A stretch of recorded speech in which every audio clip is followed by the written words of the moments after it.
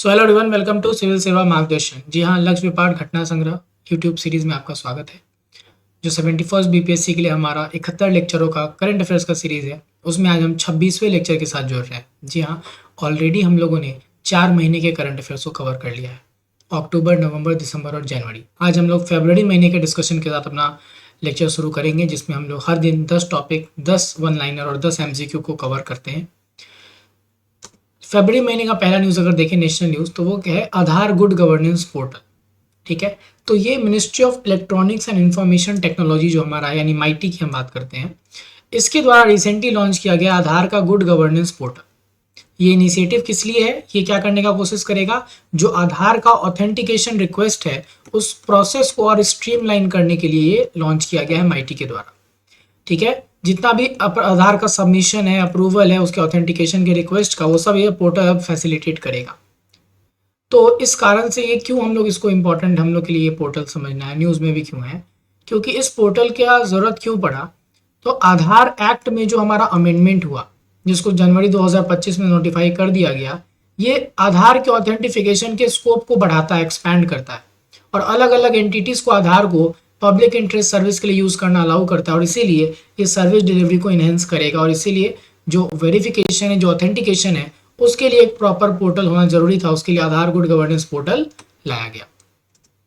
अगला है state of the states report. देखिए, state of the states report जो है, ये रिपोर्ट क्या करता है, ये जो भी हमारे यहाँ पर, चूंकि इंडिया में आपको मालूम है कि सबसे ज़्यादा पॉपुलेशन की बात हम लोग करते हैं, तो बहुत सारे चैलेंजेस इंडिया में हैं well with respect to the achievement of the sustainable development goals, SDGs। तो यूनाइटेड नेशंस के द्वारा जो मैंडेटेड सस्टेनेबल डेवलपमेंट गोल है, जो 2030 तक पूरा करना है, उसको लेकर इंडिया में अलग अलग जगह पे अलग अलग चैलेंजेस हैं। उसी में जो राज्य है उनकी रैंकिंग दी गई है, और ये ओवरऑल क्या देखने को मिल रहा है कि जब हम लोग बात करेंगे 16 SDGs की, जब हम बात करते हैं जिनको यहाँ पे यूज़ किया गया, उनमें से 9 में इंडिया जो है वो अभी लैग कर रहा है। ठीक है, और जब आप बात करोगे तो सारे 36 स्टेट और यूटीज को लिया गया, इन गोल्स का वहाँ पे एवरेज निकाला गया, और उसमें देखा गया कि आपको केवल 15 जो SDGs असेस किए गए थे, उनमें से केवल 4 जो थे वो अभी हाफ वे मार्क तक पहुंचे हैं। यानी कि 2030 तक अगर पूरा करना है, तो अगर संभावना भी देखा जाए तो केवल 4 SDGs में ही वो देखने को मिलेगा। और वो 4 क्या है, तो तीसरा नंबर जो गुड हेल्थ और वेलबींग की बात करता है, छठा नंबर क्लीन वाटर और सैनिटेशन, सातवां नंबर जहाँ अफोर्डेबल और क्लीन एनर्जी है, और आठवां नंबर जहाँ डिसेंट वर्क और इकोनॉमिक ग्रोथ है। ठीक है, ये आपको ध्यान रखना है। जो रिपोर्ट का इंसाइट है वो 3 प्राइमरी सोर्स से लिया गया है। पहला सस्टेनेबल डेवलपमेंट रिपोर्ट 2024, दूसरा SDG इंडिया इंडेक्स 2023-24, और फिर एक प्रीलिमिनरी जो हमारा सर्वे है वो कराया गया था अलग अलग राज्यों में उसके अंदर। ठीक है, SDG की बात करें तो ये 17 जो है वो ग्लोबल गोल्स हैं, जिनको 2030 तक अचीव करने का टारगेट रखा गया। ये लोग डेवलप किसको रिप्लेस किए, MDGs को, मिलेनियम डेवलपमेंट गोल, जो 2015 तक का टारगेट था। नाउ इंटरनेशनल न्यूज देखिए अगर, तो Trump introduces gold card immigration program. तो एक बहुत ही सरप्राइजिंग डेवलपमेंट यूएस में देखने को मिला आफ्टर ट्रम्प, कि उन्होंने एक नया इमिग्रेशन इनिशिएटिव शुरू किया जिसका नाम दिया गया गोल्ड कार्ड। और ये डायरेक्ट यूएस के सिटीजनशिप का एक रास्ता के रूप में आपको दिखेगा। किनके लिए, फॉरेन इन्वेस्टर्स के लिए, जो कम से कम 5 मिलियन जो डॉलर्स है वो कंट्रीब्यूट करते हैं। ठीक है, तो इसके पहले जो इस तरह का सिमिलर प्रोग्राम था वो था EB-5 वीज़ा प्रोग्राम, जो इंडियन इन्वेस्टर्स काफ़ी ज़्यादा यूज़ करते थे। उसमें और इसमें डिफरेंस ये है कि उसमें जो था पैसा जो इन्वेस्टमेंट का था वो $1 मिलियन का थ्रेशोल्ड था, काफ़ी कम था, और अभी इसको 5 मिलियन कर दिया गया है। अगर कोई भी आप देखें डायरेक्टली $5 मिलियन का यूएस गवर्नमेंट को इन्वेस्टमेंट दे रहा है, पैसा दे रहा है, तो वो इसके लिए एलिजिबल है, और वहाँ उनको इस प्रोग्राम के अंदर यूएस की सिटीजनशिप मिल सकती है। ठीक है, India elected vice president of IALA। ठीक है, तो जब हम बात करते हैं IALA की, तो ये it is an international organisation of aids यानी मदद टू मरीन नेविगेशन। ठीक है, तो उसका वाइस प्रेसिडेंसी के लिए कौन चुना गया, अभी इंडिया जो है उसको चुन लिया गया है। ठीक है, ये 1957 में एक NGO के रूप में खोजा गया था, और इसका मेन पर्पस है कि जितने भी मरीन एड्स हैं उनको यूनाइट करना, ताकि अथॉरिटी जो नेविगेशन है, जो डायरेक्टली अगर आप बात करेंगे, जो भी नेविगेशन अथॉरिटीज़ हैं दुनिया भर में, उन सब को कहीं ना कहीं यहाँ पर क्या करना, हेल्प करना। ठीक है, now this organisation facilitates knowledge sharing among stakeholders like manufacturers and scientific institutes.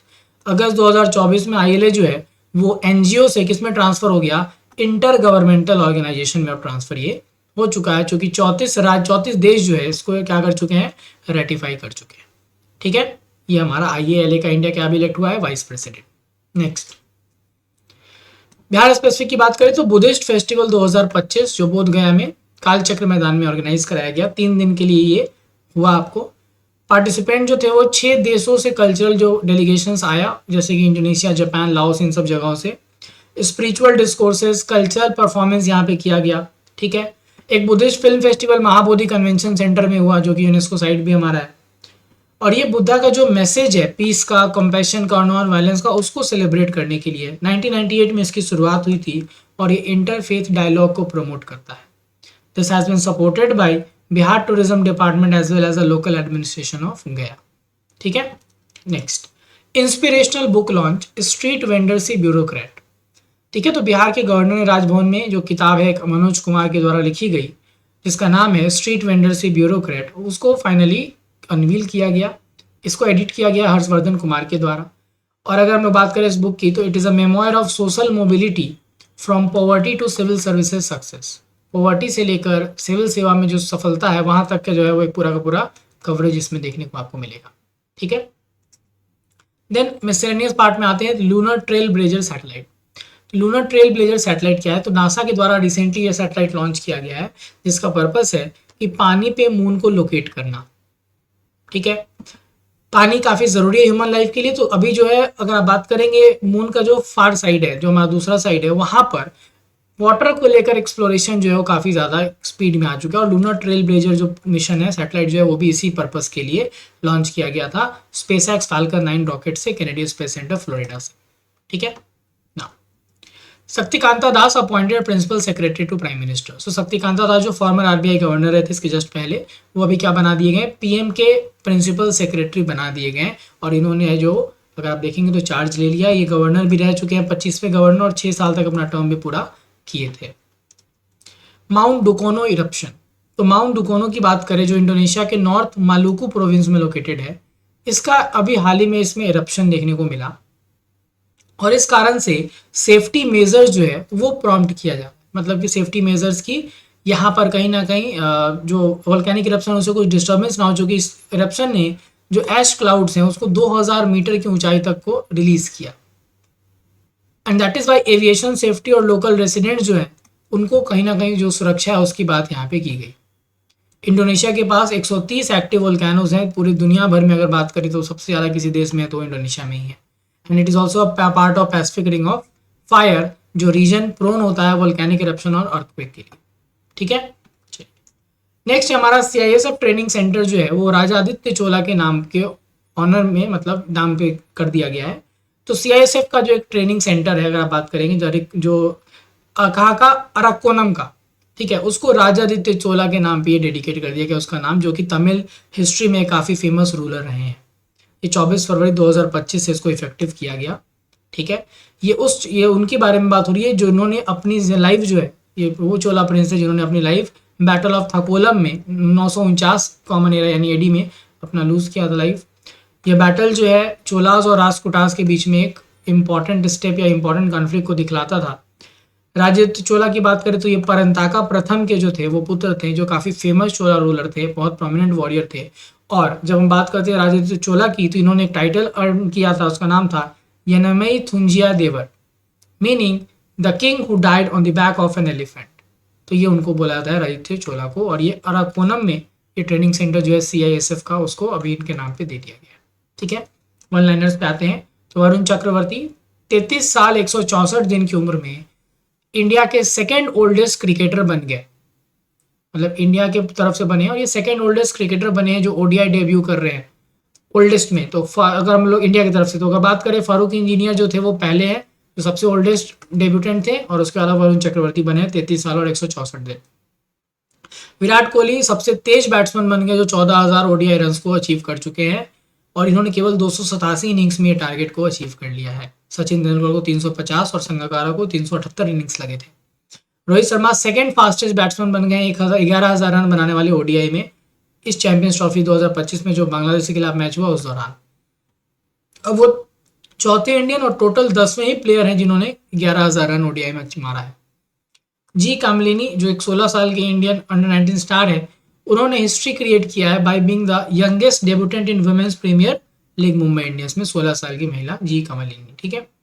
Pramod Sawant ने साईफाई सांस फेस्टिवल इंडिया का जो है उसको इनॉग्रेट किया।